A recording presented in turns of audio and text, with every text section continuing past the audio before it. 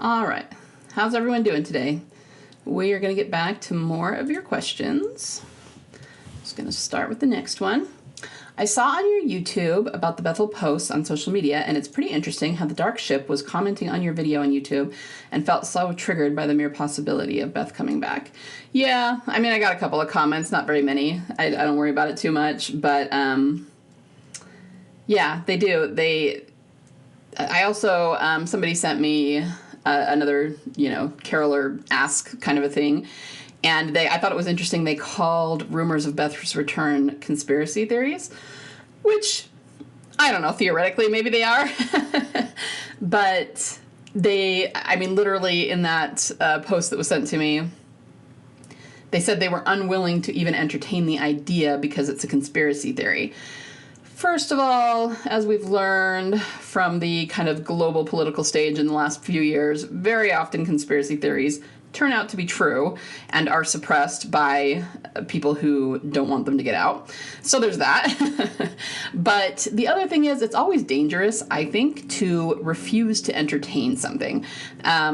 We could even say this about ourselves when it comes to Daryl and Carol. I've never refused to entertain the idea. I just look objectively at the evidence that we have one way or the other. And all of the evidence we have in the show, from the actors, from the writers, from the showrunners, tells us that that is not the direction they're going in. But me refusing to entertain it would look more like, I'm not going to entertain that. I'm not going to look into it. I'm going to refuse to even acknowledge it. It's just ridiculous, yada, yada. And the problem with that is that I could end up being wrong about that. And I'm not really looking at it objectively and looking at evidence to find out if it could be true, which is pretty much what that ship is doing when it comes to Beth, right? So it kind of makes sense that they're wording it that way, but it also shows that they're being pretty close-minded about it. I understand not wanting that to happen, because even if we had evidence that it was going to be a Daryl and Carol romance, I wouldn't like that. I wouldn't be happy about it, because that's not what I want, and that's not where I see it going. But if the evidence really told me that, I would be like, well, maybe I'm not that interested in watching the show anymore, but that does seem to me like that's where they're going. You know what I mean? So there's a difference between not wanting something to be true and refusing to entertain the idea of it, because that means you're not actually being logical or looking into the evidence. It's just you're being kind of emotional about it and refusing to see the truth. So it's not surprising that they would say things like that. And yeah, I did get a couple of comments, which I assumed were from them. The funny thing is about the comments, though, I didn't even find them to be particularly passionate comments. They were just kind of like in passing, like, yeah, you're so stupid kind of a thing. But it wasn't like super a lot of hatred on me. Not as much as I would have expected, I guess. And I'm not sure why that is, if they just were more low key about it, or if it's because they can see that I actually get a lot of listens on my videos. And so there's actually quite a pack of us, and they weren't going to take us all on, or I'm not sure. But anyway, not that I wanted more hatred or anything, but I just kind of expected a little bit more than I actually got. But that's a good thing all the way around. So yeah, thank you for the ask. And you're right, they definitely felt triggered by it. Okay, here's another one about that. I know the carolers are pissed, and I understand, but you'd think they would stop infantilizing Beth after so much time. Obviously, they think she's never coming back, and that we're stupid to believe it. But they still refer to her as a little girl or a teenager, so even if she did come back, I guess the rules of human growth don't apply to her, and she'll always be a little girl. Yeah, well, and I mean, you guys, I've been saying this since season 4. It was so very obvious, okay? There were people who didn't like Beth's character, and that's fine, to each their own. They just didn't particularly like her, so I can understand how, in that case, they would not like that they're putting Daryl with her. But there, on the flip side, were a lot of people who had no problem with her. They thought she was great. She was Maggie's sister. She was Herschel's daughter. We like her. She's sweet. And the instant they put her with Daryl, boom. Suddenly, they hate her. I remember them saying she was a terrible actress, and I was going, okay, even if you think that, what does that have to do with the storyline? Absolutely nothing. They were just finding ways to insult her because they didn't like the storyline, and that doesn't make sense. And that veers into really, really toxic territory. And then, the same thing with Daryl. And this has always driven me nuts about certain ships. They say that they love Daryl. They say that they want Carol or other, people, Connie or even Rosita or whoever, to be with him. But then when it's very clear that Beth is the one that they're putting him with, suddenly they start calling him a pedophile. how can you love a character and then claim he's a pedophile? Like, I don't understand that at all. And of course, you know, I know I'm preaching to the choir. I know you guys are all behind me on this one. But yeah, we've very well established that she was not underage in season 4. They tried very, very hard to make her underage, but the ships that didn't like it, I mean, but she was not. She was 18, which means it would not have been that anyway. Is there an age gap between her and Daryl? Yeah, but so, I mean, as long as the relationship is healthy, who cares about the damn age gap? Nobody. There are so many people in real life who have age gap relationships. And there's a stigma because it could be, you know, someone who is predatory. That does happen. It could be someone who's a gold digger. That does happen. But clearly, in this case, neither of those were a thing. And as long as the relationship is healthy, there's not a problem with an age gap. As long as the relationship is healthy and everybody's over 18. We'll throw those two in there as criteria. But both of those criteria were met with Beth and Daryl. So again, it's just them coming up with reasons for them not to be together, and their arguments have no logic to them. It's just them coming up with excuses because they don't want Beth and Daryl together. And, you know, as you pointed out here, this is still true today. They're still calling her a teenager, which, number one, she never was. I mean, well, I guess that's not true. Everybody was a teenager. But in season 4, when the romance started to blossom, she was not underage. So it was never a thing anyway.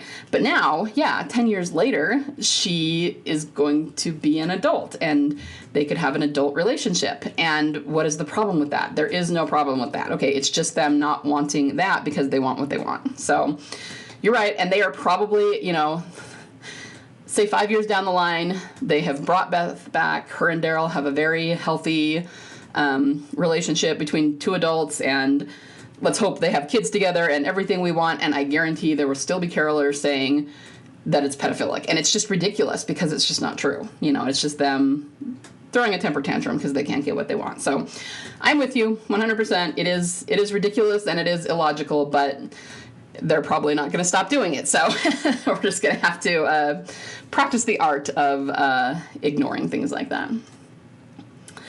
Okay, I do not know how to say your name, your account name, but hello. If ever Beth is, and I think she is alive, how do you think the showrunners would handle the Bethyl relationship? Like, I'm not being pessimistic or anything, but I just don't trust them to do them justice. Plus, the fact that she somehow ends up in Europe would be mind-boggling, to be honest. And then again, Daryl ended up there too, so never mind the near impossibility of it all. Well, yeah, I mean, I hear you. The thing is, the fact that Daryl ended up there, people are probably always going to say that it was unrealistic, but I don't think we have the full story yet. So whatever we don't really understand the ship he was put on and why he was put on it and what exactly they were doing. I mean, obviously they were taking people over to Europe, but we don't know why. And I think once we understand that and how it relates to the bigger narrative, I think it's related to what was going on at Grady and, you know, maybe to the CRM in some way. And so once we understand the kind of the scope of whatever this operation is, I think it will make a lot more sense why Daryl ended up there. And I think the fact that Daryl ended up there automatically makes it more likely that Beth will end up in the same place, or at least it will end up making it less unrealistic. Like if they both just so happen to end up in the same place by, you know, no ties, no coincidence, no fault of their own, then yeah, that would seem really, really unrealistic. But if it's because, you know, whoever Dawn was talking to at Grady and Beth ended up inside that organization, and then that organization is kidnapping people, and Daryl got swept up in that, suddenly it doesn't seem like such a far stretch anymore. You know, like this is something that they're doing.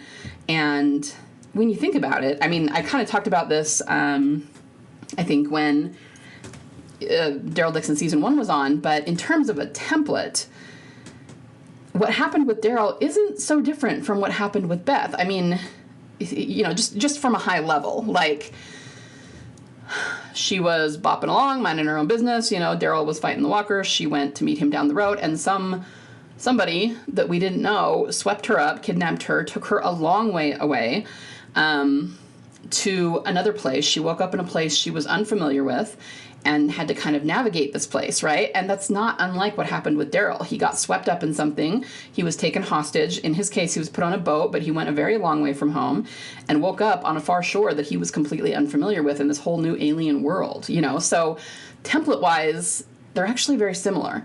And again, if it's the same organization on some level that is responsible for both, then them ending up in the same place doesn't actually seem that unrealistic. But again, it's because we don't know the whole story, so it does seem very coincidental now. In terms of the relationship, I don't know. I think they'll handle it well. I'm hopeful about that. I mean, we all loved Still and Alone, and Angela Kang wrote both of those. And honestly, so far, I've really liked Daryl Dixon. I mean, the way that Zabel is doing it, there's been a lot of emotion in it and a lot of symbolism in it. Like, I really, really enjoyed the part where Daryl was, what was he doing? Oh, I think it was after he fell in the water and he got out, and so he was kind of making his way back to find Isabel and Laurent again. And he saw first the woman playing the cello and the music, and then he was looking in the window and saw the couple, the romantic couple, and just things like that. Like, they're very nuanced romantic symbols that are being put in. And guys, I think that's 100% Zabel. So I am really liking what he's doing with the show, and I think he'll handle the relationship well. And, you know, I also 100% think that people who have been working on this show for a long time, since, you know, season 2 or season 4, meaning Gimple and Kang, are going to be consulting on this too, you know, even if they're not writing the actual script. So I'm not too worried about it. I think they'll do a good job with it, but beyond that, we'll just have to kind of wait and see how it unfolds. So for me, I don't sit around worrying that it's going to be disappointing. I'm just excited to see how they do handle it, and I think the more it unfolds and the more information we get, the more it'll make sense and the more we'll understand where they were always going with it, and that'll help a lot. So yeah, I wish I had a better answer where I could just say 100% this is what'll happen, but, you know, obviously not. All right, next one. What if Daryl forget how Beth looked like, or forget her voice? I just think of that when I read that Daryl will be in a hallucination. Well, while he's in the hallucination, I guess you could argue that. But overall, I mean, I don't think he'll ever forget what she looks like. I could see him hearing her voice, and because it's been so long, I still think it would, like, tickle something in his mind that would react and kind of recognize it. But I can also see him talking himself out of it. Like, no, it's just someone who sounds like her. Like, obviously, it's not her. It couldn't possibly be, you know, something like that I could see happening. But he's never going to forget what she looks like. Again, maybe he would see her and think he was hallucinating because he's just not thinking that it's real. But, I mean, keep in mind, even aside from his memories of her, there was also that picture of her that Maggie had hanging in at Hilltop for a long time. So it hasn't been actually that long since he saw a likeness of her, you know. So I wouldn't worry about this too much. The hallucination could definitely skew his thinking or his recognition while he's hallucinating. But if, obviously, like, from what we understand, there's some sort of green gas that they inhale and that makes them hallucinate. But obviously, at some point, they're going to come out of that. You know, the gas is they're going to get away from it. They're going to breathe normal air again, and then they won't be hallucinating. So I'm not sure if I'm quite understanding your question. Feel free to write in again if I misunderstood it. But I'm not too worried about this overall. All right, let's do one more, and then we'll call it quits. We can theorize all we want, but at the end of the day, Emily is an active social media user and has been in New York and LA the past 2 weeks, nowhere near Europe, while filming is clearly happening in Spain right now for season 3. If she was going to be part of Daryl's storyline, she wouldn't be in America while I think that's supposed to be filming is happening. I actually disagree with that, I gotta say, because they would be keeping anything she filmed under super major wraps. Okay, they're not going to show us that. They're not going to want anybody to know. And even though she may not be there now or for the last couple of weeks, the 2 or 3 months before that, she was in Europe when she had absolutely no reason to be. She was going to cons in, like, England and I want to say Sweden or Switzerland, Netherlands, somewhere in there. And you guys, this is something that I think I mentioned it in videos, but my fellow theorists and I have talked about it a lot. You got to understand that the actors don't make that much money at those cons. I mean, part of the reason they bring things to sell, like their autographs, and Emily will always bring her CDs and everything, is because they don't actually, a lot of times they don't even get paid to go to the cons. Like, they'll be invited, but it's not like we'll pay you to appear here. You can just come, and then they make their money on what they sell, which is why they charge for pictures and charge for autographs, because even though they might be having fun doing it and connecting with fans, that is still a work day for them, right? And they need to make it worth it by bringing things to sell. So the expense it would take to fly from LA to Europe to do a con and hopefully sell some CDs. Like, we keep talking about that. There's no way that Emily is justifying that expense. There's just no way. It would not be worth it monetarily for her to do that just to go to a con. And the whole other time she was there, she was really quiet. We didn't see where she went. She wasn't posting pictures of sightseeing, nothing. So we're like positive that she was filming during that time. And going to the cons was just like a way to justify her being there, right? And of course they had her show up and say all kinds of like super suspicious things about how it would be cool if they brought Beth back now, and, you know, like ridiculously obvious things. But I think that any filming that she did was probably done before now. And, you know, we've said this before on other seasons too.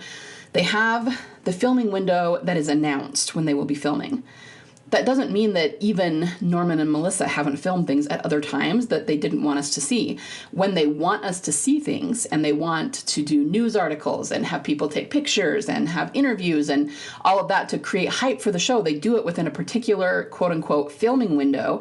And then they film scenes, you know, out in the open where people can see them that, you know, that they don't mind people seeing the filming of. But when there's anything they don't want to get out, they film that differently and secretly and separately. So I personally think that Emily has probably already filmed anything that she, obviously for season 2, if she's going to be in anything like that. But I also think that it's not even that she won't film more for season 3, but if they reveal her at the end of season 2, then after that she can be more openly filming. But if they need her to be filming season 3 before she's revealed to be alive, then they would, by necessity, keep that secret. So I think that she was filming before then, and I even think that she may have been filming with Norman and Melissa, but again, because it was outside the normal window, or the announced, you know, official filming window that they've given us for season 3, just nobody knew it. But again, we have some pretty good evidence of that, because Emily was in Europe for a long time and she kept going back. We're going, okay, at this point, she spent like $10,000 just on plane tickets going to and from Europe. And for what? To go to a con where maybe she made a few $100s? Like, no way. Like, no way she would do that. It's just not justifiable. And that is why we're suspicious that the filming has already been done. So anyway, all I can say is, you know, obviously it's not something we can prove just yet, but I have to disagree with that. And we do have a lot of evidence for it. So thank you for sending that in, though. And yeah, I'm going to call it there for today, but I will be back soon to answer more. Have a good day, guys.